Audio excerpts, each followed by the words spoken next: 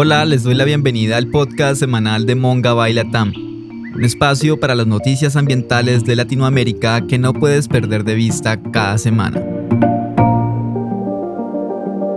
En Bolivia, el Tribunal Agroambiental ordenó a las autoridades nacionales y regionales cumplir medidas cautelares para mitigar los incendios forestales. La orden venció el 12 de septiembre y el incumplimiento deberá pasar al Ministerio Público para proceso penal.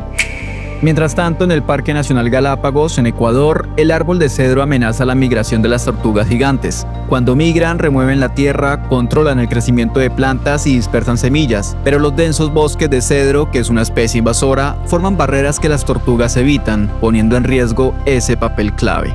Y aquí la noticia más importante. La violencia contra las personas defensoras del ambiente y el territorio está fuera de control en Latinoamérica. Según el más reciente informe de Global Witness, solo en 2024 hubo al menos 120 asesinatos y desapariciones en la región. Hoy está con nosotros Gonzalo Ortuño López, periodista en Monga Latam, para hablar sobre este nuevo informe. Hola Gonzalo, ¿cómo estás? Hola, ¿qué tal, Richard? Aquí un gusto saludarte nuevamente. Gonzalo, para comenzar, ¿qué países concentran la mayor cantidad de asesinatos de defensores ambientales en la región, en Latinoamérica? Pues primero comentar que justo en este registro que saca Global Witness a nivel global cada año, pues no hay muchas sorpresas en cuanto a Latinoamérica, que digamos sigue siendo la región que concentra el mayor porcentaje de los asesinatos y las agresiones. Este año fue del 82%. Y dentro de los países que conforman este ranking del terror, si se le puede llamar de alguna forma, pues por tercer año consecutivo, Colombia está encabezando este registro con 48 casos. Sigue Guatemala después con 20 casos. Ahorita hablaremos de Guatemala, pero es un caso, me parece que llama mucho la atención porque es de los pocos países en los que en lugar de reducir el número de casos, aumentó y es el que más aumentó en proporción. Subió casi 5 veces lo que reportó hace un año, que fue cuando reportó 4 asesinatos, ahora fueron 20. En tercer lugar tenemos a México con 19 casos, entre ellos una desaparición. Fueron 4 desapariciones a nivel global durante 2024. También tenemos a Brasil, ¿no? Con 12 casos. Y ya después van reduciéndose, digamos, los casos. Honduras aporta 6 casos, entre ellos una desaparición. Nicaragua, 4 asesinatos. Y igual junto con Perú, 4 asesinatos. Ecuador, 3. Y tenemos a lo que es Venezuela, Argentina, y República Dominicana con un caso, y Chile también con una mención por una desaparición también ocurrida en 2024, ¿no? En total, toda América Latina junta 120 casos, incluyendo 3 desapariciones, y bueno, concentra, como ya te lo comentaba, en un 82% las agresiones de este año. Y algo que me parece que es bueno destacar, porque lo platicábamos con Laura Furones, que es la principal autora de este informe, es que pese a que hay una reducción de los casos, digamos a nivel global, hubo cerca de 50 casos menos que en 2023. Esto no quiere decir que la violencia contra las personas defensoras del territorio y el ambiente esté reduciéndose. Al contrario, lo que mencionan es que hay una diversificación, o que la violencia contra las personas defensoras está evolucionando y está tomando otras formas, se está sofisticando. Y eso lo podemos ver mediante mecanismos de hostigamiento, criminalización, procesos judiciales contra personas defensoras, que no necesariamente se traducen en la letalidad, ¿no? En matar a los defensores. Y aún así estamos viendo asesinatos. No es solo, digamos, un breve escenario para entender cómo se va diversificando la violencia en este último año. Gonzalo, con referencia a los sectores, por ejemplo, extractivos quizás, ¿cuáles son los que más vinculados un poco están a estos ataques contra defensores ambientales? Y pues también en ese contexto, ¿qué tipo de liderazgos está más expuesto? No sé, quizás el indígena, campesino o afro. Sí, justo. Algo que ya lleva varios años marcando tendencia, y es algo que Global Witness también identifica, pues es que justamente la minería y las industrias extractivas fueron los sectores más mortíferos, ¿no? En 2024. Con al menos así documentados cerca de 29 ataques en minería y estas industrias.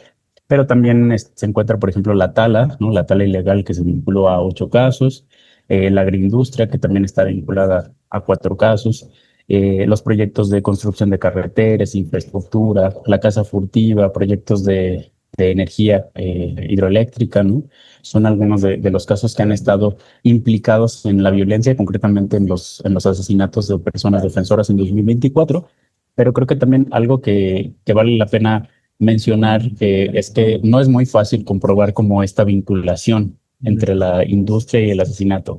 Algo que nos mencionaba justo Laura Furones es que es muy difícil, digamos, llegar a esta documentación que nos ayude a vincular. Ya no te digo probar, ¿no? La conexión de un caso, ¿no? O de la actividad de un defensor con, con el interés de una industria, simplemente vincular que estén relacionados. Muchas veces es muy difícil obtener esa documentación a nivel global. Pues imagínate casos, 146 casos en un año, poderlos investigar con ese nivel de complejidad, pues no es fácil. Entonces, algo que justo insisten los autores de este informe es que esto es solo una parte de la realidad, ¿no? Es una aproximación a lo que tenemos, porque es muy probable que tengamos muchísimos más casos de lo que ahorita estamos pudiendo ver, ¿no? Entonces, es una parte del problema y una pequeña acercamiento a la conexión que tienen estas industrias con la violencia contra defensores. Una tendencia que hemos observado en los últimos años, por lo menos en los informes de Global Witness y que se sigue confirmando, pues es que alrededor de la tercera parte de personas defensoras asesinadas o desaparecidas en 2024 precisamente eran indígenas o afrodescendientes. Concretamente, liderazgos indígenas, entiendo que fueron cerca de 48 casos, personas afrodescendientes 2 casos, y el otro tercio fueron campesinos, cerca de 54 casos, ¿no? También como un dato adicional, el 10% de todas las personas defensoras asesinadas, o sea, cerca de 13 casos y una desaparición, eran mujeres, ¿no? Y principalmente en México fueron 5 casos. Entonces, es una tendencia que vemos en toda Latinoamérica y a nivel global también, pero justamente cada país tendrá ciertas peculiaridades. Justamente ya comentaremos en el caso de Guatemala, pero el tema de comunidades indígenas y liderazgos indígenas están doblemente en situación de vulnerabilidad, no solamente por las agresiones del uso de la fuerza como tal, ¿no? Sino porque también hay mecanismos de criminalización, de hostigamiento y de judicialización, ¿no? De casos que se abren contra estas comunidades que defienden los territorios.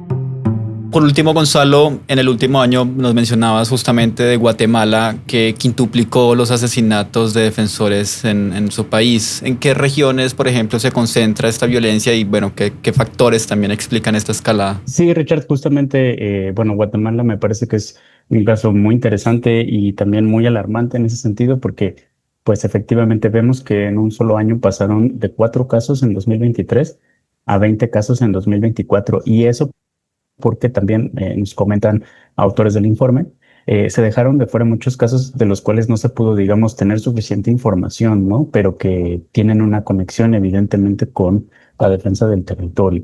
En el caso de Guatemala es más complejo también porque lo que nos comentan tanto defensoras como activistas como autores del informe es que hay un cruce de factores muy importantes, ¿no? Por un lado, hay una crisis política en Guatemala en la que se ven inmiscuidos principalmente el Poder Ejecutivo, que es comandado desde 2024 por el presidente Arévalo, un presidente que llegó a la presidencia y que ganó los comicios gracias al apoyo también de pueblos indígenas, ¿no? Y tiene esta resistencia o esta crisis con el Poder Judicial, principalmente con el Ministerio Público de Guatemala, quien incluso intentó impedir que llegara Arévalo a la presidencia, lo cual pues desató también una crisis previa en política en el país. Entonces, estas disputas por el poder político han dejado en primera línea a las comunidades y a los defensores de territorio, principalmente indígenas. Otro factor que nos comentan las personas defensoras y las personas autoras del informe es la extensión del crimen organizado. En el histórico que tiene Global Witness de registro de asesinatos y desapariciones contra defensores en Guatemala, que es de 106 casos desde 2012 hasta 2024, más de la mitad se concentran en 4 departamentos. Principalmente están en Izabal, en Alta Verapaz, y también se concentran en la costa sur, en una ciudad costera que se llama Escuintla. Estas ciudades son una especie de foco rojo en la violencia relacionada al crimen organizado. y cada una tiene sus peculiaridades, pero podemos ver principalmente porque hay grandes hectáreas de monocultivos en esa región, de azúcar, regiones bananeras, también podemos ver incluso plantaciones de coca, ¿no? O de economías ilegales. Y en el caso de la costa sur que da al Pacífico, en Escuintla, también vemos que hay una disputa del crimen organizado por el territorio y principalmente por los puertos, porque ahí hay dos de los puertos más importantes que tiene Guatemala y que por lo tanto son pues estratégicos, ¿no? Para el trasiego de drogas. Entonces, eso es otro factor muy importante que está ocurriendo. Y dentro de todo, pues vemos también la vulneración a los derechos de pueblos indígenas, ¿no? Que ha sido histórica, que digamos, toda la crisis que están viviendo ahora también se explica un poco por rezagos del conflicto armado que vivió Guatemala durante 36 años, ¿no? Y que ahora se traducen en una inequitativa acceso a la tierra, ¿no? Las poblaciones indígenas batallan por tener su derecho al acceso a la tierra, que muchas veces justamente se ve obstaculizado por intereses de la industria, intereses de crimen organizado, y lo que comentan defensoras y activistas es que, bueno, incluso están resurgiendo grupos armados que no se veían desde justamente el conflicto armado.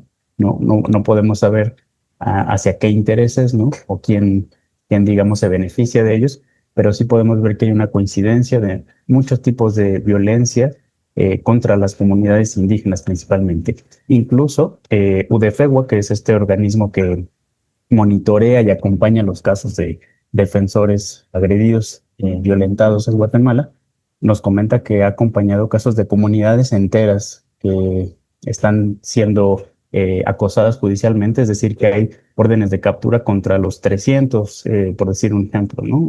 Integrantes de esta comunidad, y pues que eso los paraliza, o sea, no pueden salir a obtener víveres, no pueden vender los productos de los que dependen.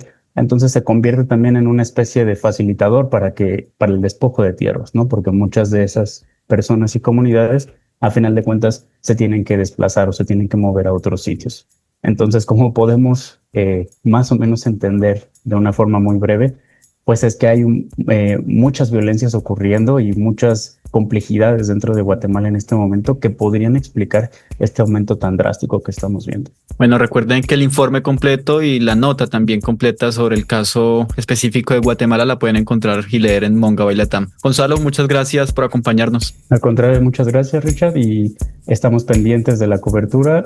Si quieren saber más, pues pueden leer el informe completo y más detalles sobre esto que estamos platicando en Monga Baila Tam. Cerramos con más imágenes de cámaras trampa, pero esta vez en Chiapas, México. Un proyecto de monitoreo comunitario ha logrado que comunidades y pequeños ganaderos dejen de cazar al jaguar para protegerlo. Se hacen llamar jaguardianes. Mediante capacitaciones aprenden a coexistir con el mayor felino de América. Si te gustó este resumen y quieres conocer las historias completas, búscanos como Monga Baila Tam o envíanos un mensaje a nuestra línea de WhatsApp +57 320 872 6154 para estar al tanto de todas las noticias ambientales en Latinoamérica. Recuerda escucharnos cada semana en tu plataforma de podcast favorita. Mi nombre es Richard Romero. Hasta la semana siguiente.